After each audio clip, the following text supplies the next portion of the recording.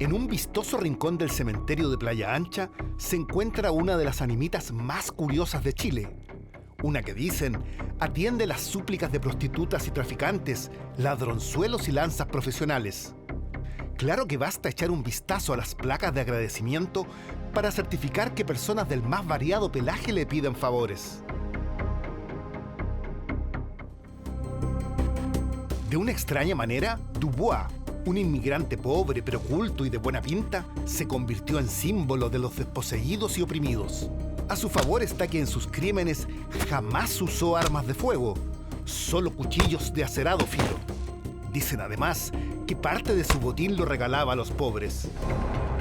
Asiduo visitante del cementerio de Playa Ancha es Danilo Quesada. Danilo es un atípico guía turístico y regularmente lleva a quienes lo contactan a visitar la animita de Dubois.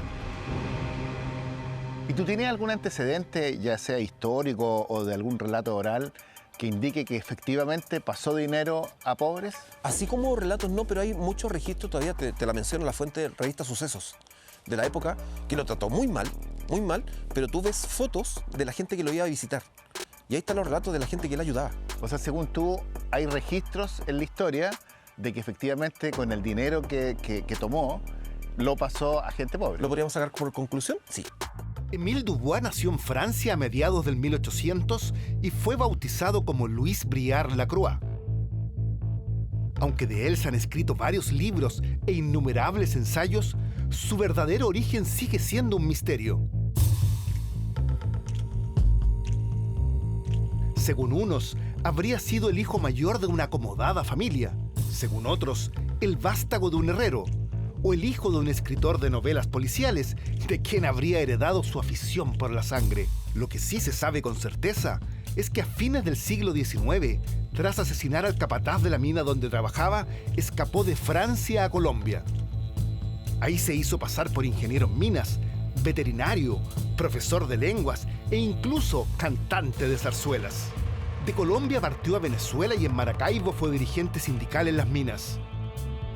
Es necesario, gritó un día en una marcha, que hagamos sentir a los poderosos el peso de estos mismos brazos que se ocupan de desgarrar las rocas. Luego viajó a Bolivia y asesinó a un empresario a quien le sacó el corazón con una daga. La marca de Dubois comenzaba a revelarse. Cuando entró a Chile caminando, en su espalda llevaba 2 muertos y una vida cargada de maldad e intriga. Al despuntar el siglo XX, Dubois transita regularmente entre Valparaíso y Santiago. En la capital intenta usar a la mentira de siempre. Dice que es ingeniero en minas, pero no consigue trabajo. Entonces cambia de estrategia. Se compra buena ropa, se manda a hacer tarjetas de presentación y comienza a frecuentar los clubes de la alta sociedad.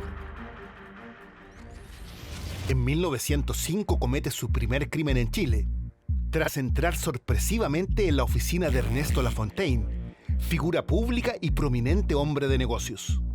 El abogado José Miguel Infante, bisnieto de la hermana del difunto, conoce escabrosos detalles del crimen. Ernesto Lafontaine es hermano de mi bisabuela. Fue el primer alcalde de Providencia. Tenían un molino y tenían negocios ahí donde está la Costanera, por ahí tenían un molino grande. Fue un dolor muy grande para la familia. El hermano de tu bisabuelo, que lo maten, lo asesinen, es una cosa muy, muy fuerte. En cuanto lo tiene frente a sí, Dubois golpea a Lafontaine. Luego, arteramente, le entierra un puñal en el corazón, la marca con la que sellaría todos sus crímenes. Para mí, Dubois es un asesino que mató no solamente a mi tío bisabuelo, sino que a varias personas más. Llegó con un laque, con un cuchillo, con un puñal, creo, lo asesinó y lo desarmó, lo masacró. Perpetrado el asesinato, no es mucho lo que Dubois puede robar. Tras revisar a la víctima no encuentra dinero, sí un elegante reloj inglés de oro que esconde entre sus ropas. Clave, lo sabremos después, en el desenlace de esta historia. Finalmente, el asesino desaparece, haciéndose uno con las sombras de la ciudad. El reloj era un reloj inglés, tengo entendido, de bolsillo, que tenía las iniciales de mi tío bisabuelo. Lo usaba mi tío. Y al desaparecer, junto con que murió, bueno, empezaron a buscar y no apareció, nunca más. Creyendo que ha cometido un crimen perfecto, Dubois se marcha a Valparaíso, seguro de que en el puerto encontrará más ricos a quienes asesinar y robar. Sergio, primera parada, Calle Blanco, pleno corazón financiero de Valparaíso. La hora de salir de la oficina, imagínala. Está Reinaldo Tillman en su oficina cansado, quiere volver a su casa y de repente, casi de las sombras, sale un personaje llamado Émile Dubois y lo está esperando. Sigilosamente lo espera, se acerca a él. Reinaldo Tillman no sospecha nada. ¿Cuál es su modus operandi? De su ropa saca un laquio. ¿Qué es un laquio? Un palo con una bola. Con eso lo aturde. Luego de aturdido, lo remata apuñalándolo con un cuchillo en el corazón. Estamos en la Plaza Aníbal Pinto y acá es donde un caballero norteamericano, dentista de apellido Davis, tenía su oficina, su centro odontológico. Émile Dubois lo espera, intenta hacer el mismo modo operandi de aturdirlo con este laque y no puede aturdirlo porque el hombre es muy corpulento. Y sale corriendo y dice: ¡Ey, deténganlo, deténganlo, me intentó asesinar! La defensa de Émile Dubois es impecable, es notable. Porque cuando a él lo atrapan, él dice: yo también iba persiguiendo al asesino, simplemente que iba primero y por eso me confunden con el real culpable. Dubois escapa por la calle Atahualpa y muchos lo persiguen hasta detenerlo. Entre sus captores está Santiago Santa Cruz, el hombre con el que se volvería a encontrar. Él va a ser su juez.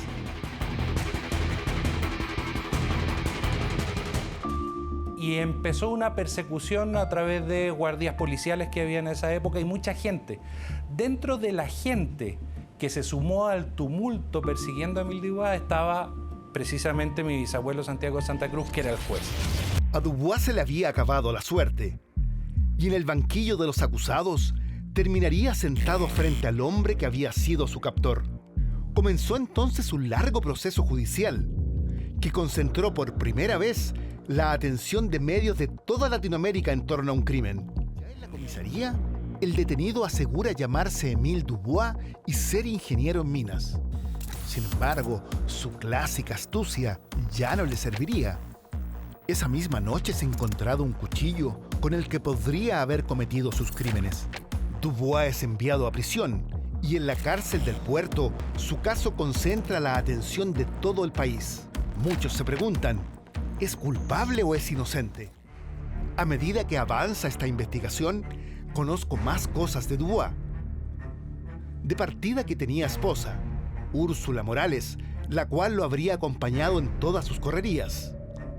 También estaba Alcira, su amante, figura clave en esta historia, una historia con mucho de telenovela. Aquí no faltaba sangre y drama. Esta historia obviamente fue muy bullada y fue muy trascendente tanto públicamente como en la familia. Podríamos decir que Émile Dubois fue de alguna forma el primer asesino en serie que se descubrió y se condenó en Chile. Aquellos crímenes con los cuales se asoció, que al menos fueron 4, fueron crímenes muy bullados. Por lo tanto, el momento en que se descubrió quién había sido el asesino de estas personas, obviamente provocó una conmoción social muy importante. Iniciado el juicio, el francés contó con 2 abogados para su defensa. Uno de ellos, Ramón Sanz, decidió presentar a Dubois como un enajenado mental, no responsable de sus actos. Al enterarse, Dubois montó en cólera y se negó a que leguleyos siguieran defendiéndolo. En la cárcel empezó a estudiar leyes y luego, utilizando sus dotes de actor, se presentó ante el magistrado diciendo que él mismo se defendería. Su primera acción fue alegar que no había pruebas en su contra, y tan equivocado Dubois no estaba. Hasta ahí nada lo incriminaba realmente. En los cuerpos no estaban sus huellas y no había armas de fuego que lo inculparan. Justo cuando la intriga estaba en su clímax, Valparaíso se remeció. En agosto de 1906, un fuerte terremoto 8.2 sacudió al puerto y muchas construcciones se vinieron abajo, incluida la vieja cárcel. La celda de Dubois también se desplomó, pero él, en vez de escapar, permaneció donde lo habían dejado sus captores. Prueba, pensaron muchos, de su inocencia. Para Dubois todo cambia cuando Elcira Marín, su amante en el puerto, decide testificar en su contra. Elcira estaba celosa porque Dubois siempre había preferido a Úrsula Morales, su esposa, la mujer con la que había llegado desde Colombia. Elcira tiene en sus manos la cabeza de Dubois, el hombre que la había humillado y menospreciado. Lo que se contaba es que cuando Émile Dubois estaba preso, llegaron 2 mujeres a visitarlo.